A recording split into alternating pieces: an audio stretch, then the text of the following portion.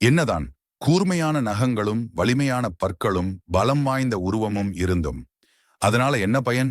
கேவலம் சேவல் கூவுறத கேட்டால் கூட பயமும் பதற்றமும் வந்திடுத்தே. இப்படி வாழ்றது ஒரு வாழ்க்கையா அப்படின்னு சிங்கம் ஒண்ணு தனக்குத்தானே சொல்லிக்குது. இப்படியே சிங்கம் யோசிச்சுக்கிட்டு இருக்கப்ப அந்த வழியா பெரிய காதுகளை ஆட்டிக்கிட்டு யானை ஒண்ணு வருது. யானைய பார்த்து சிங்கம் தன்னோட நீண்ட நாள் சந்தேகத்தை கேட்க நினைக்குது. உடனே, நண்பா, நீ நிக்கிறப்ப நடக்கிறப்பன்னு எந்த நேரமும் உன்னோட காதுகளை ஏன் ஆட்டிக்கிட்டு இருக்க அப்படிங்குது. அதுக்கு யானை சின்னஞ்சிறு எறும்பு ஒண்ணு என் காதுக்குள்ள நுழைஞ்சு கடிச்சாலே போதும், என்னோட உயிரே போயிடும். அந்த பயத்துல தான் எப்போதுமே என்னோட காதை ஆட்டிக்கிட்டு நடக்கிறேன் அப்படின்னு பதில் சொல்லுது. யானையோட அந்த கதையை கேட்டதுமே இவ்வளவு பெரிய யானையே சின்னஞ்சிறு எறும்புக்கு பயப்படுறப்ப நம்ம நிலைமை எவ்வளவோ பரவாயில்ல அப்படின்னு நினைச்சு சிங்கம் மனசுக்குள்ள சந்தோஷப்பட்டுக்குது. இந்த கதையிலிருந்து நம்ம ஒன்ன நல்லா விளங்கிக்கணும்.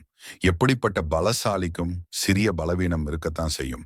அதனால அந்த பலவீனத்தை நினைச்சு யோசிக்காம அடுத்த கட்டத்தை நோக்கி முன்னேறி செல்லணும். நன்றி.